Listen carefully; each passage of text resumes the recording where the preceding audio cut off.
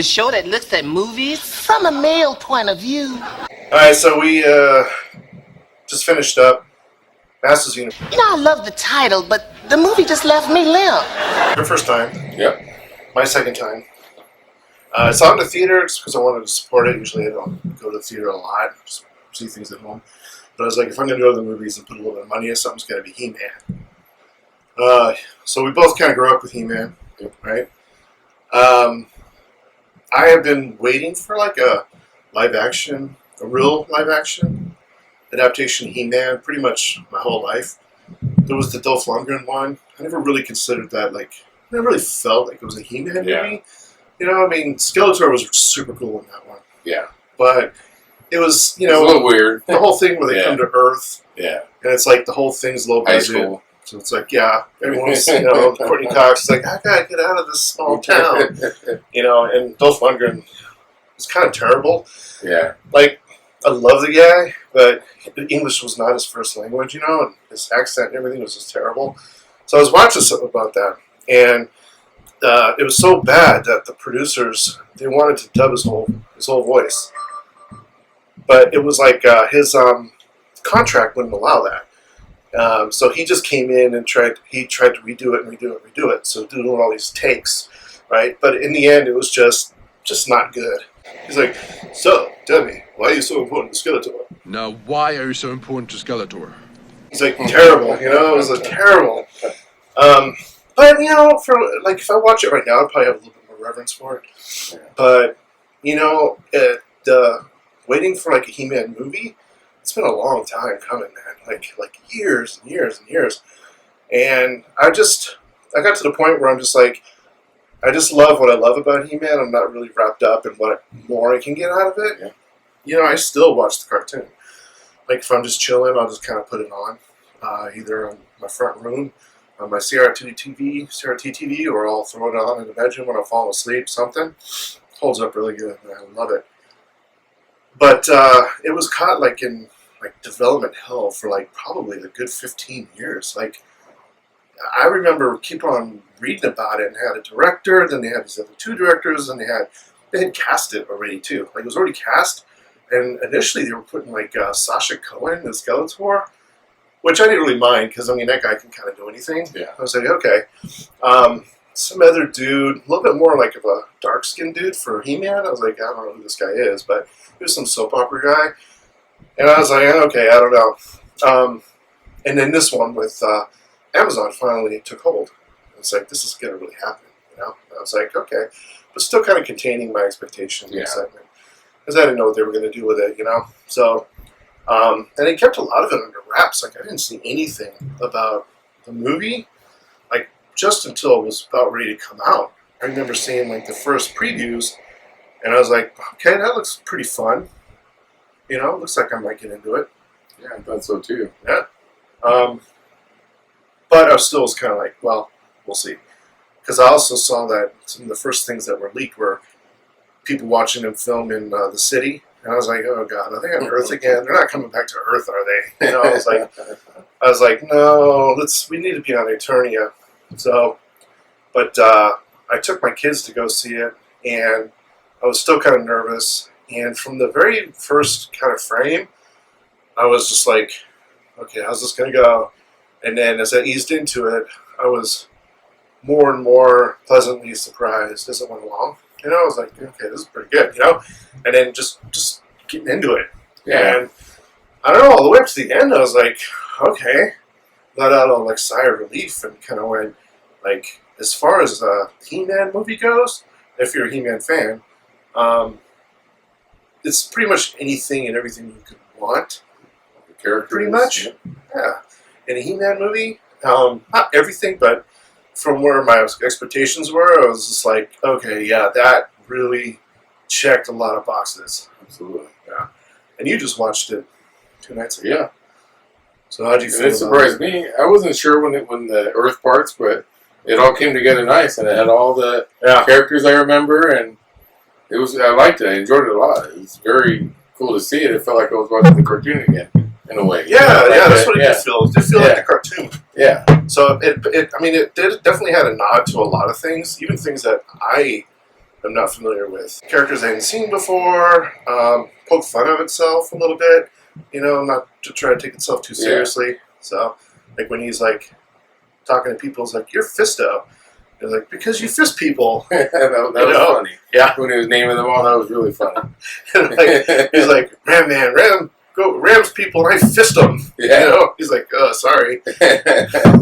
And then Evil Lynn's like, Skeletor's like, who's that? She's like, Moss Man? That was pretty cool. Really good, it was. Oh, cheers anyway. Yeah, cheers. Cheers.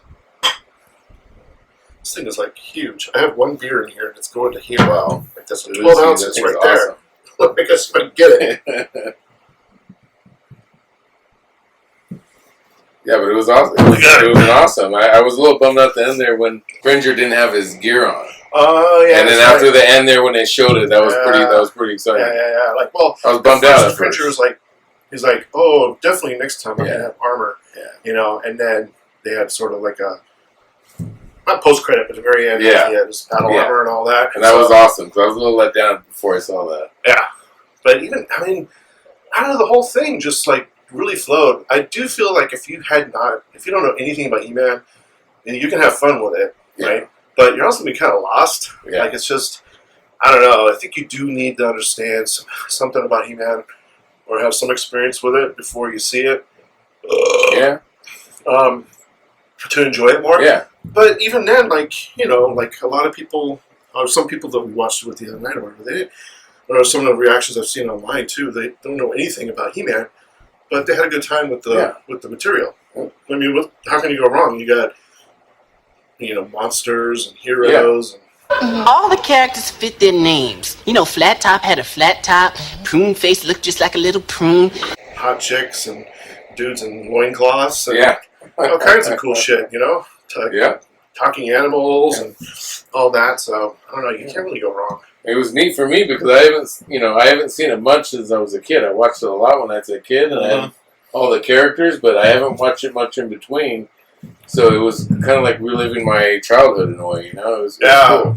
Exciting. Yeah, I agree, man. I think like, let's say, like you said, there's a big gap between your experiences with it. It reminded me of it. But then sitting down, you get that feeling, you get that He-Man feeling. Oh yeah.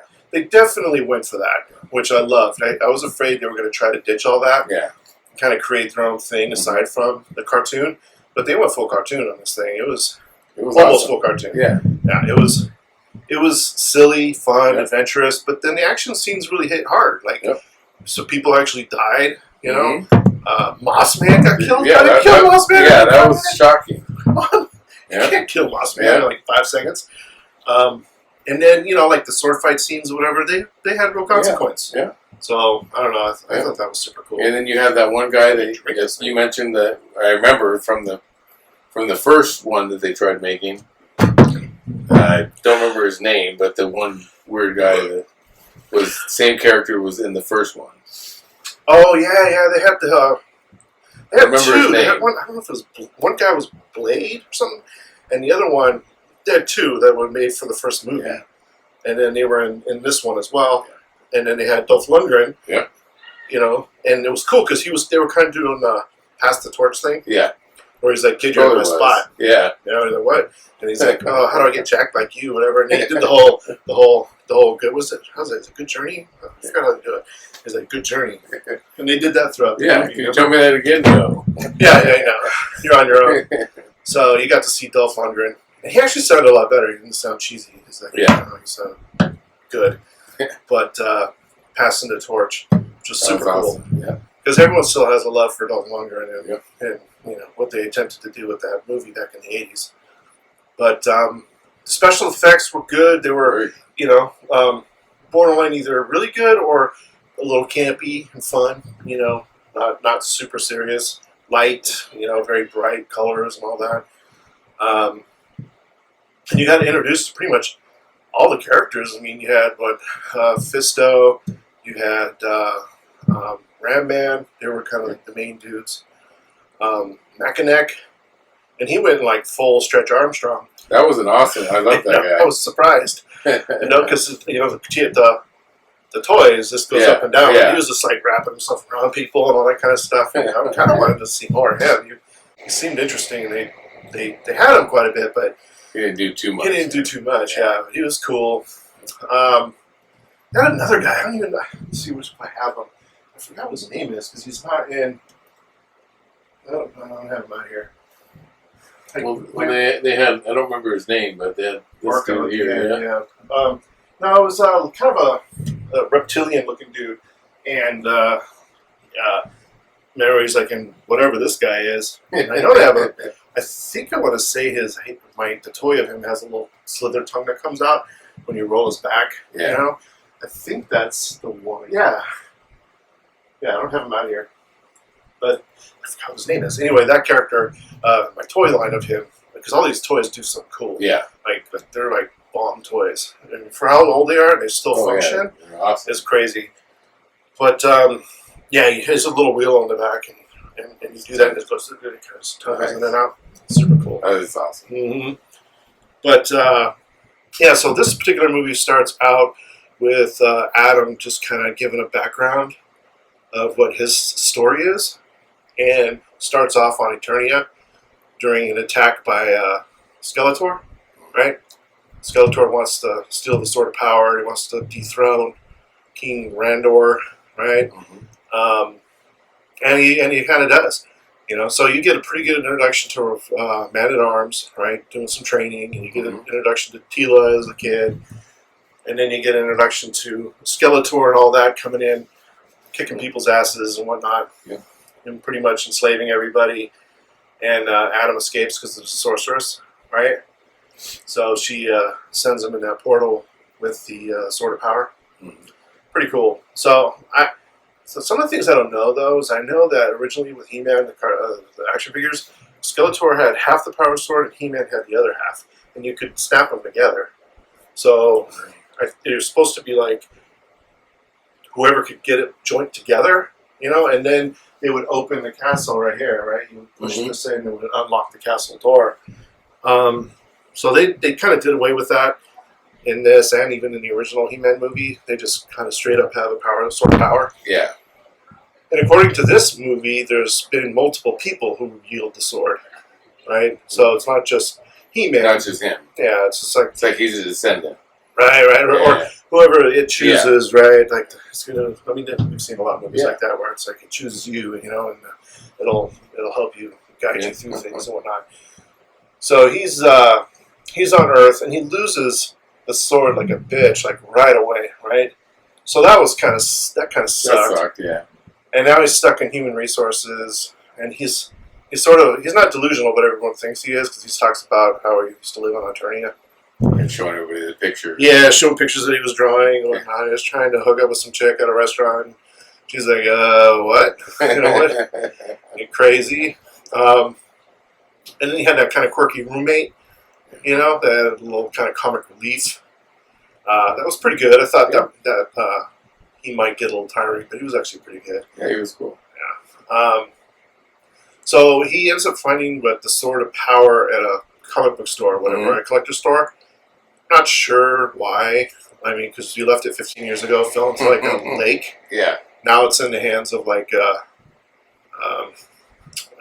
comic book character that kind of looks like He-Man, kind of like a Conan type character. Exactly. You know? Like, yeah. So if you think about it, someone had to discover that sword and then go like, "This, I'm going to use this sword for this purpose." I don't know. A little coincidental, but fun. Yeah. You don't want to think about it too much, I guess. So he steals the Sword of Power. And unbeknownst to himself, he summons or sends a signal. Yeah.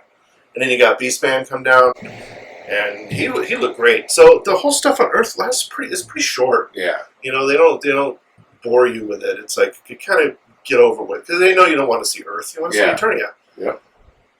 But so Beastman comes and just tears everything up. Yeah. You have those two cops, and they just disappear. Right? They leave the car for a second, and then just go. They took off. Yeah, they don't want to deal with them. And then Beastman, not particularly skilled, you know. Yeah. For a guy who was like he was spending more time growling and yelling and snarling. He was like a wild animal than actually being efficient. Yeah. You know? So how does that compare to the original? It's kind of the same. Yeah. You know, that's why like Skeletor always calls them names or whatever all the time, you know. Because unlike you, Batros has a brain. Just as I suspected. Hollow, you metal-munching moron. But Beastman looked great. That was fun, man. I really enjoyed that whole scene. I was surprised. I didn't know they were going to do that. Yeah. And because I kind of avoid a lot of spoilers and a lot of other things, so I could be a little more surprised. And I was glad, pleasantly surprised that they kind of got rid of the whole Earth storyline sort of fast. Yeah. You know. Yeah. So now he's picked up by Tila, right? And she's all grown up. You know, she's a tough gal. So now they end up back at well, they didn't call it Eternia. They call it Eterno or Eternus or Eterno or something like that. So it wasn't Eternia. So they end up back there, and Tila tries to introduce Adam to all the characters, and they won't have anything to do with him. And he's like, I know you guys, and you're Fisto, and they're getting kind of offended, like, Fisto? Because you fist people, you know, so, you know, it's funny. But what I didn't understand, though, is that then they throw him and Tila into, was it a cell? It was a cell, yeah. I don't understand why. In the prisons.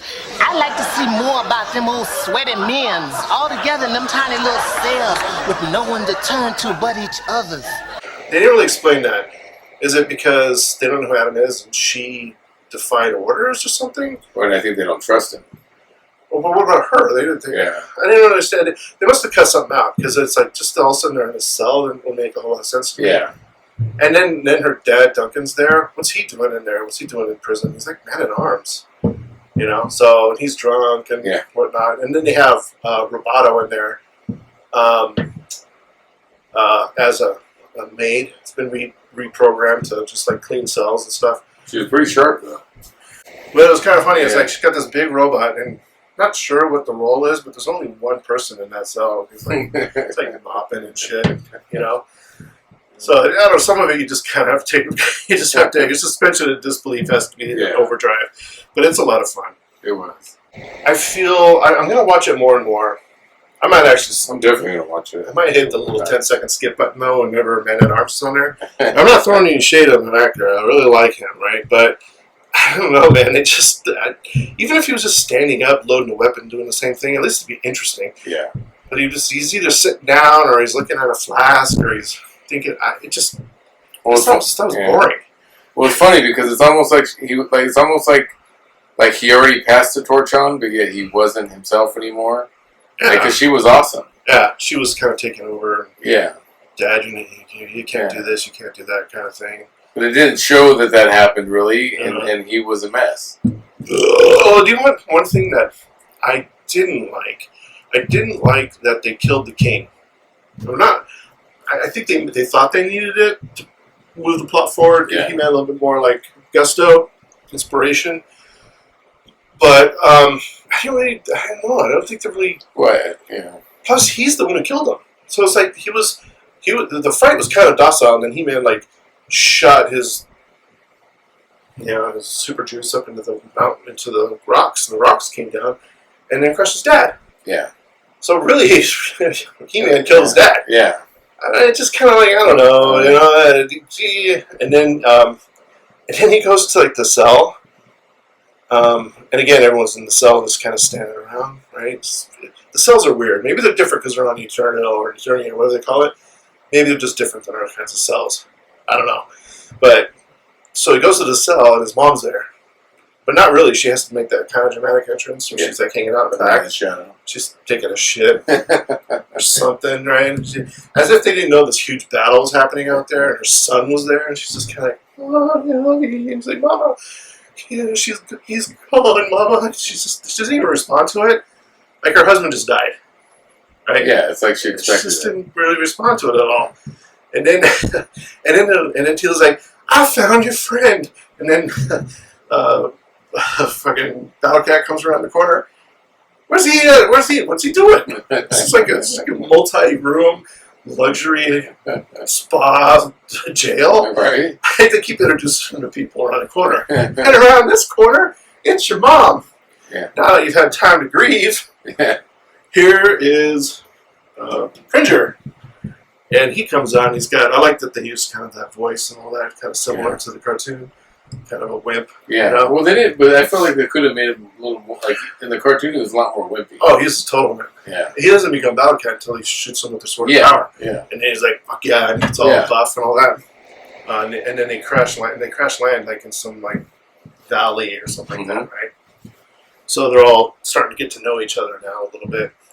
You know, one of the things though, like I don't have a lot of complaints about this movie, and this one's not a big one, but for Man-at-Arms, like he was a big part of the original series, right?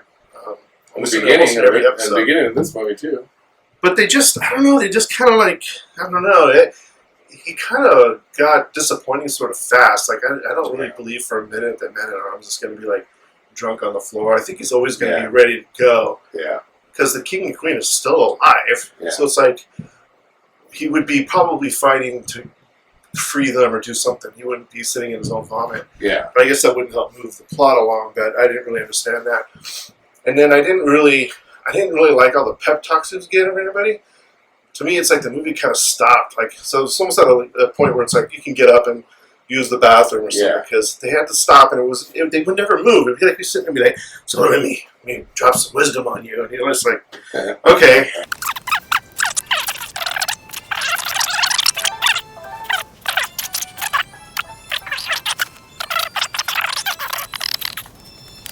And it happens like 3 times. Yeah. Now, we're introduced to Skeletor, and I was kind of concerned with Skeletor because it cast, what's his face, Jared Leto. Mm-hmm. And not that I dislike Jared Leto, he's a little controversial these days, but I always just feel like he's sort of kiss of death for things. They put Jared Leto in it, like Suicide Squad, they put him in this Joker, and it just, I was fine with it, but it just didn't work. Yeah. Then he was in Tron Ares, and he plays, he's in that one, and then that movie completely bombed. And then he's playing Skeletor, and like, why are they putting him in all these movies? There's movies that I want to see, and it's like, put Jared Leto in it? Why? There's so many other people, But I watched it, and it was like, he was like perfect. He was so good. Like, he just nailed it, man. Like I wouldn't want Skeletor to be any different. Yeah, the wisecracks, the whining. His voice. And he's like, that was the end. That was my crescendo. And you're like, oh, sorry. And like, we're all supposed to laugh or whatever, and he likes to just like, that's my sword. I want the sword. Yeah.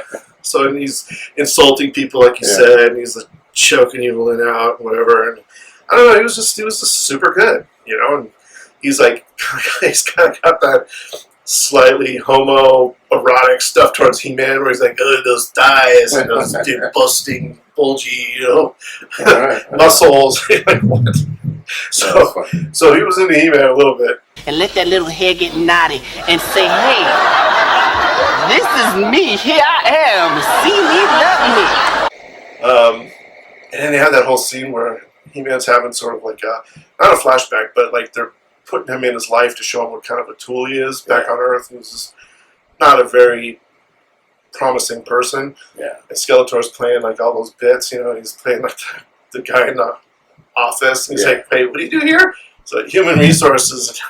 Skeletor's got the suit. He's got the coffee. It's just, and I feel like I feel like they've done that in other shows before. There's other series.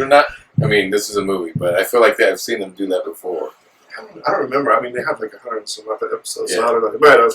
But Skeletor, he did a great job. Like, that would have ruined the whole thing. Yeah. But even in the 80s He-Man with Dolph Lundgren, that Skeletor was super cool. And it was, what's his name? Frank Langella, whatever, played Skeletor. And he was a really respected actor at the time. And the only reason he did it is because his kids loved He-Man. And he just kind of owned it. He did a great job. And same thing with Jared Leto, man. Whatever you feel about the guy himself or whatnot, he nailed it. He did a great job. And then I kind of like how, like, during like all the press and all that kind of stuff, he hasn't shown up for any of it.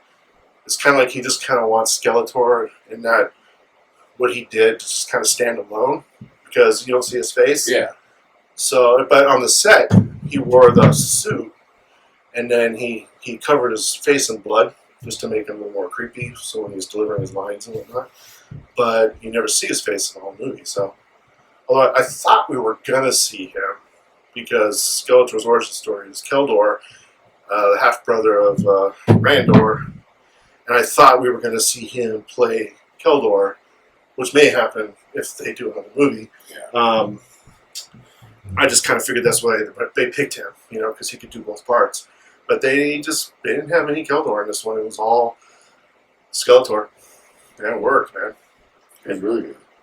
Tila, great casting, hot, but not like slutty hot, but just like hot. Now the cobra is the symbol for demonic power and protection. And this young lady is involved in witchcraft, and you'll notice that she's a very voluptuous looking thing, and they wear very tightly clad clothes and sometimes even negligee. And then you got Evil Lynn too. She was nailing it. It was attractive, fun. So there's a sensuality about the toys also. Yes. A little off. She had a weird relationship with Skeletor. Yeah. That first look at She-Ra, That was pretty that awesome. was awesome. They haven't casted it, but it was like it was like a CGI AI version of the back of She-Ra. And then they had Orko, because Orko's kind of a tough one. They didn't put him in the Dolph Lundgren movie because they didn't have the budget, right? Have this floating guy or whatever. And this one, I don't think they tried too hard because he still kind of looked cartoony. Yeah, he did. So that was kind of surprising. He didn't really look like he was real. He still looked cartoony.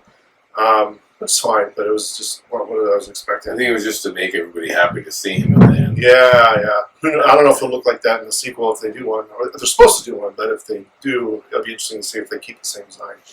But they had that fan service. They had Battle Cat in full battle uniform. They had Orko, and then they had She-Ra, and they had the whole everyone kind of laughing at the end, like. Mm-hmm.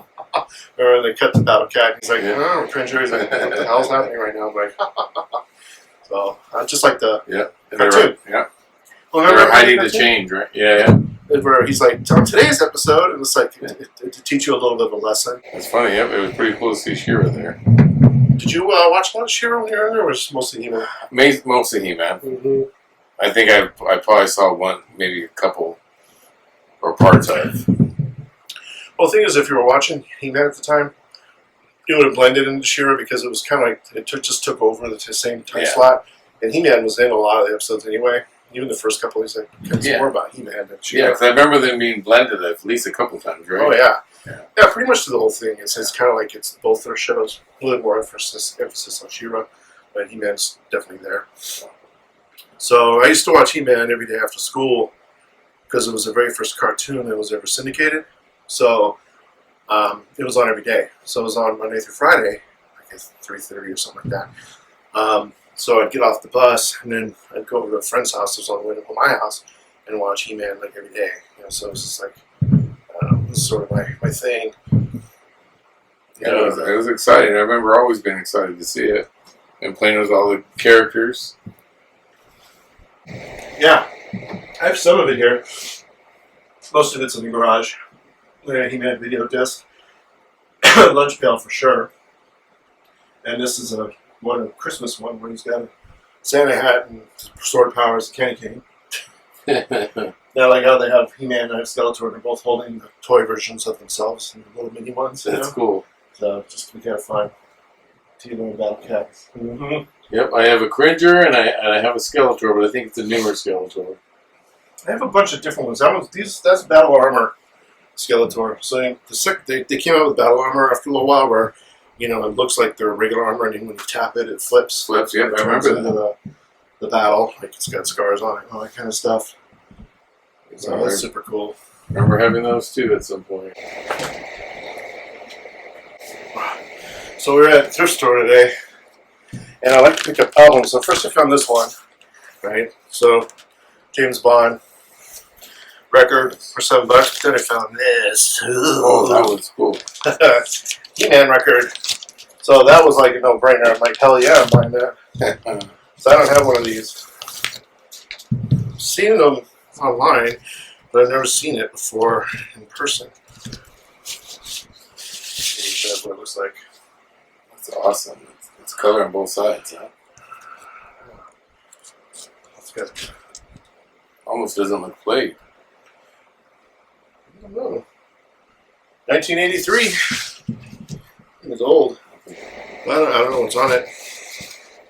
So yeah, it's either a soundtrack or it's like a like a story thing. Audio tape, audio record. Well, like of an episode or something like that. Yeah, I don't know. I think it's pretty awesome. It's kind of weird that it doesn't say what the tracks are. I'm definitely gonna play it though. I'm excited about that. And it's just like a cool thing to have in here to add to the collection and all that. So with He-Man, when you were growing up, what was your favorite was what? I think it was He-Man and Battle Cat. Yeah. Yeah, definitely. Didn't Skeletor had a cat too, right? Purple one? Yeah, Thor. Yeah. I remember when I was recollecting this stuff, because most of my collection got kind of gotten rid of by my mom. She kind of felt like He-Man was demonic. Like by the power of Grayskull, is that correct? Yes, what you just seen is He-Man being transformed. In fact, his name is Adam. Yeah. First man. Interesting. Until he's transformed, and then he becomes He-Man, the most powerful man in the universe, by lifting his sword in the air and yelling by the power of Grayskull. Now, to understand this, we have to understand what Grayskull is. It is a castle built by unknown hands in the shape of the skull, and there's a demon spirit living within it that manifests in the shape of a skull. And so our good character is empowered by occultic demon spirits. Probably, yes, I hope so. I mean, yeah, it deals with the occult and stuff like that. So, but they were like Christian Bible bangers, so it's just like want me having that kind of influence in my life, sorceress, and anything that pulls your attention away from God and Jesus. My sister-in-law allows her son to watch this television show, and he also has all the characters, He-Man, Skeletor, and the Castle of Grayskull, to which this little 2-year-old boy repeats from the show by the power of Grayskull, and she says he holds his hand up, saluted to the sky. So a 2-year-old is actually learning these things. Well, the Bible says, "Dear children, let nothing take God's place in your heart." So, kind of like of the Harry Potter before Harry Potter, when people were like, "Oh my God, no, it's witchcraft, it's witches, don't watch it, it's evil." So, I remember thinking this a while ago, probably about 10 years ago, probably 11 years ago, thinking how old my daughter is. And I was like, you know what, I want to just get like Battle Cat and He-Man, because it's like I just remember how it felt, that plastic and all that, just how it felt, the weight and everything. So I was like, I'm going to just buy that and just display it, kind of an homage to my He-Man stuff. And it came in eBay, right, of course, and it just started a chain reaction. Then every day I'm like looking on eBay and I'm finding another figure and another figure, and shipped to my house. They weren't more than like $6, at the time. Now they're a little more expensive, but I just, every time I found one, I was like, get it. And then I got a bunch of the vehicles, and the vehicles still work. I wouldn't buy vehicles that actually operated. So I got like the attack track thing, that has the flippers and takes this big ass batteries. It totally works. Wow. And then I got that one, where he's like in a lion head, and it goes, and then it tilts, and then the track goes, and it just like crawls across your carpet. It's like ridiculous, but I got that, and a couple of other vehicles as well. All of the figures do something, like they're functional. They don't just they're not just stoic, but usually they'll either at bare minimum they have that little twist action so you can fight action figures. But a lot of them have his head goes up and down. What's his name again? Which one? The snake. Okay. Yeah, but his head goes up and down, so it's like get out of there now. Yeah. Oh, there you go. Either that or something like Rattlor. Yeah, right. So yeah, see. Oh, nice. Cool. I mean, look how old this thing is. And it still works. It's crazy. Wow. That's insane. I mean, I'd imagine he'd probably be one of the more rare ones, wouldn't he? Yeah, I guess. I don't know. And then I got Grizzlor back here. There we go. So Mm-hmm. He's looking good. It's all hairy. But and then I got this one that you fill with water, and then you pump it, and it spits out at you. You know, like it's got poison or something like that. And then another one that has like a wheel here, and you wind it up. Isn't it one of the ones that shoots it, like his whole body like moves like to hit the other characters? Well, most of them do that. I think even Spaceman has that too. Yeah, see? Yeah. Yeah, so at bare minimum, they all do that. Or the ones that don't have anything special. So he's even got a little bit of a leg problem going on. You know? He's been a slut. That's why he can't keep his legs together. And then you got this dude here doing his thing. It still works, you know? Hey, as old as it is. So what do you got now in your collection? I have Battle Cat and I have a Skeletor, and that's pretty much it. In fact, you guys got me the Battle Cat. You're going to be looking for more stuff. I probably will be. You're like, oh, let's see if I'm going to find something. It's a slippery slope. I don't know if I have room for it, but I'll probably make room. There's always room for He-Man. Yeah. You know what's cool, too, is that these were the 6-inch figures, right? Because before this, they were the 3-inch ones, the 3.5, I think, the Star Wars and G.I. Joes. Mm-hmm. So these when these came out, they were 6-inch figures, right? So you got like this, something so much more interesting. Yeah. And then when He-Man, whoever had Conan, right? They were actually looking to Mattel to create figures for them. And so they started, that's why He-Man got started. But then they're like, fuck it, we're just going to do our own thing. So they kind of like, they got sued too. You know, kind of like, hey, we are hiring you to build us Conan characters and you made a He-Man. Right? So they're like, that's a little too close. But they found that there were no real similarities other than being muscular. But yeah, it was a little dirty. You know, they're like, I'm glad. Because that would otherwise these would be Conan characters. It would be He-Man. But that's how He-Man got started. And then they came out with the cartoon simultaneously because they're like, they really needed advertising. They're like, okay, well, we'll have a cartoon. And they ended up at the Filmation, right? And there was a whole thing even about that, how they got started and how that was going to work. It's very fascinating. And then they were going to have the toys and the comic book and then the cartoon to kind of tie it all together, and it just became a phenomenon, and it just took off. Became one of the biggest toy lines in the 80s, you know? They're awesome. I see them everywhere all the time. Yeah. I mean, it surpassed like everything that was out at the time, you know? So, I don't know, but when you look at the quality and the scale of these things, it's insane. It kind of surprises me that how many people don't know what He-Man is when, like, He-Man has never really not been represented in the toy aisle. So that's another thing. That question, I won't say it's a gripe, but so they say that the sword of power and all that, picks the warrior.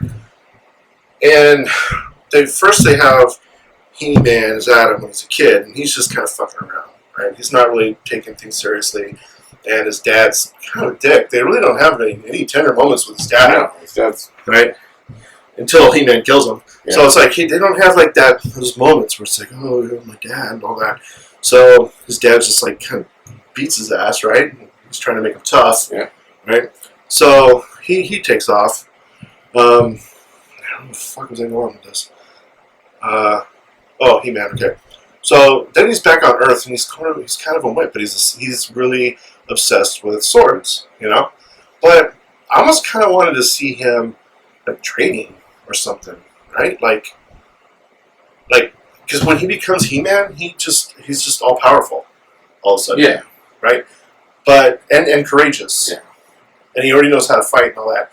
So it's kind of like, well, I don't know. Did you earn any of that? We're just assuming all those years he's been training. Well, it's saying that he's a nothing without the sword. Yeah. But then later they're like, it's not the sword, it's you.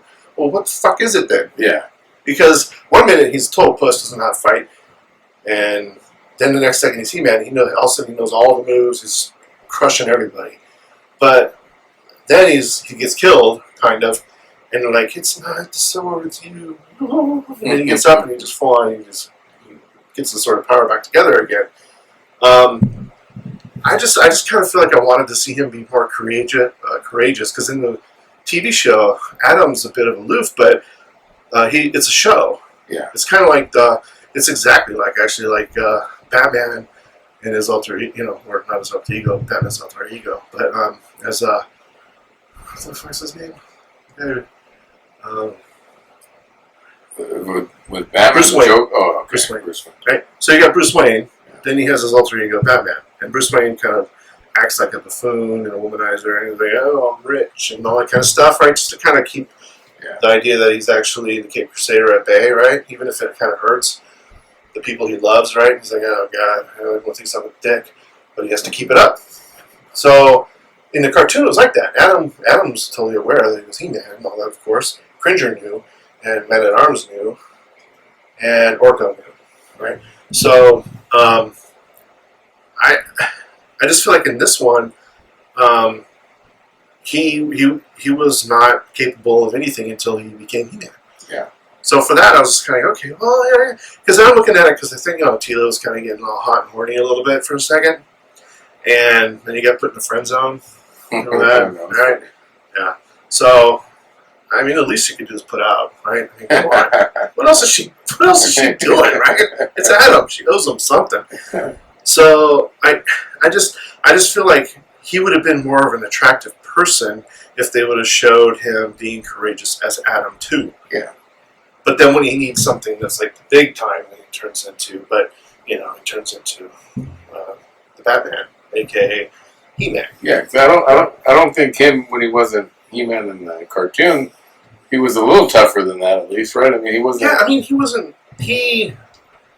Well, in the cartoon, he was pretending he wasn't.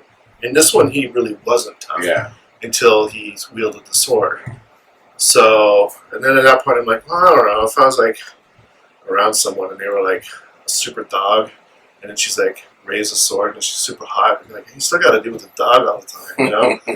Like, she's not always gonna be hot. Like, can you just kind of stay with the superpowers all the time? Because you're kind of fucking ugly when you're not, wielding whatever you're wielding. So, like, even for him, it was like, I just think he would have been a little more interesting if he was a little bit more courageous, and then it got that extra boost when he became He-Man. But I mean, these are all minor gripes; didn't really matter. But if you had to complain about something, that's what I'd complain about. But when people ask me about the movie, I just say, well, you know what? I'll tell you what. If you're a He-Man fan, it's everything that you would hope that it would be. Right? It checks all the boxes, and it gives you that real sense of nostalgia. But it gives you a great story, and it's fun. Everyone can enjoy it. The whole family can enjoy it. It's got something for everybody. It's got a lot of fan service in there, which is great. It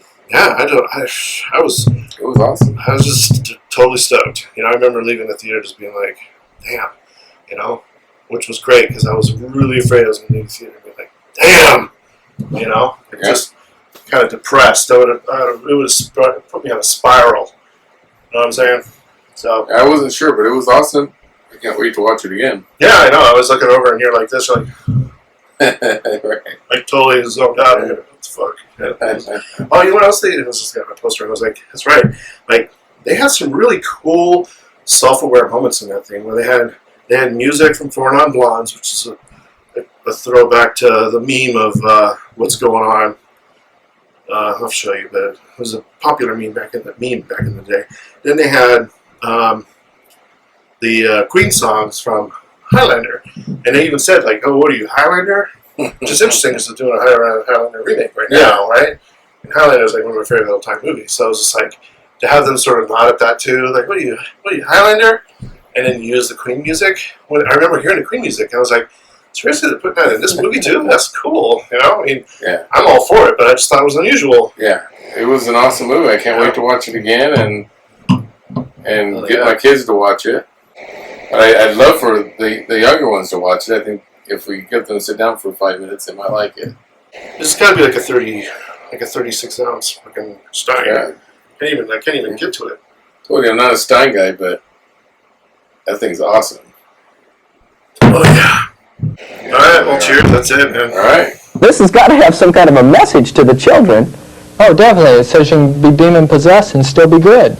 You're kidding.